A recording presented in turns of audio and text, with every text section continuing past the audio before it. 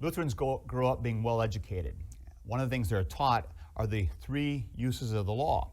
And we learn these very early on. We learn that the law functions as a curb, and another use is as a mirror, and then another use is as a guide, or as people sometimes like to say, a rule.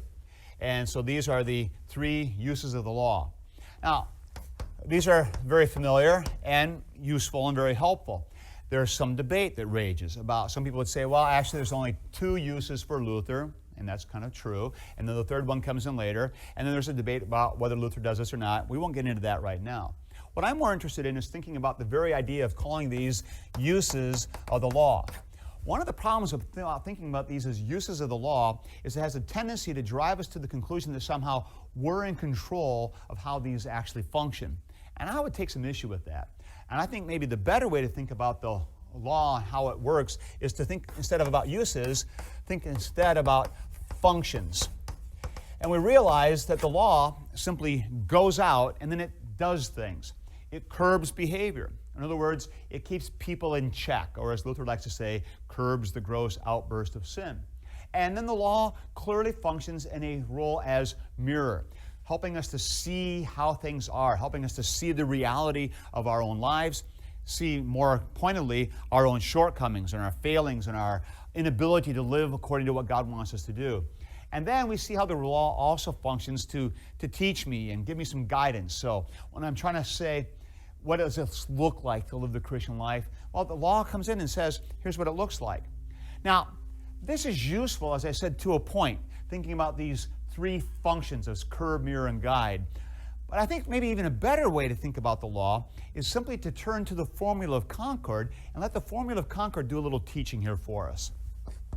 Formula of Concord, Article 6, is dealing with the question of the third use of the law.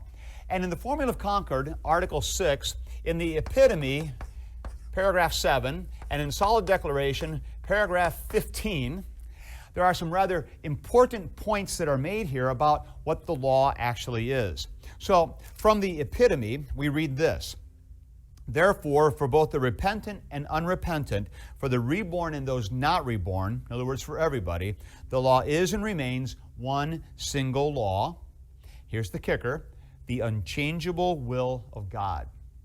That's what the law is. It's the unchangeable will of God. And then we go to the Solid Declaration, paragraph 15, we read this.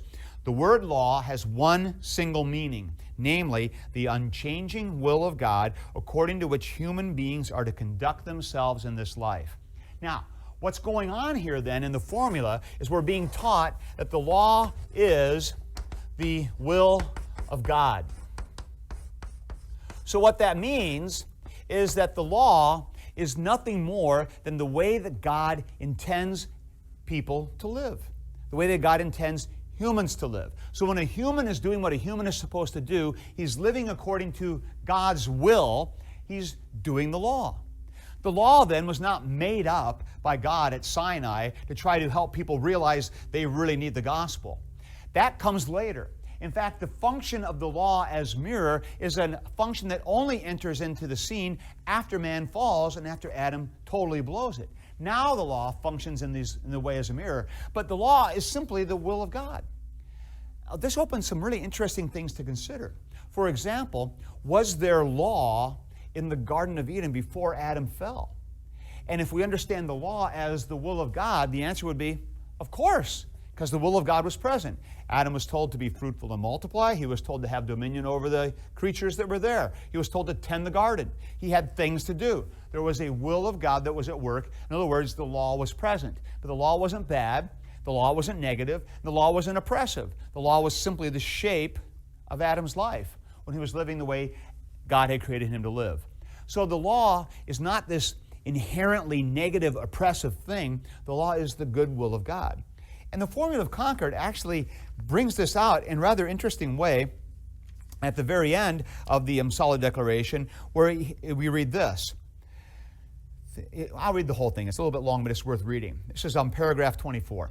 For the old creature, like a stubborn, recalcitrant donkey, is also still a part of them. Christians, and it needs to be forced into obedience to Christ, not only through the law's teaching, admonition, compulsion, and threat, but also often with the cudgel of punishments and tribulations until the sinful flesh is completely stripped away and people are perfectly renewed in the resurrection. Then, here's the good part, then they will need neither the proclamation of the law nor its threats and punishments, just as they will no longer need the gospel, for both belong to this imperfect life. Now listen carefully. Instead, just as they will see God face to face, so they will perform the will of God by the power of the indwelling Spirit of God spontaneously, without coercion, unhindered, perfectly and completely, with sheer joy, and they will delight in His will eternally. Now think about that. We've just been told that at the eschaton, that we will be doing the will of God perfectly, with joy and delight. So in other words, at the eschaton, even though there's no longer law to condemn or to crush, and there's no longer a need for the gospel to liberate and make me alive, because I am alive in Christ, there will still be the will of God. We'll still be doing what God created us to do, and in a sense, we'll still be doing His law, which is not bad. And it only becomes law negative because of sin. The issue, you see, is never the problem of the law. The problem is always my failure to keep it.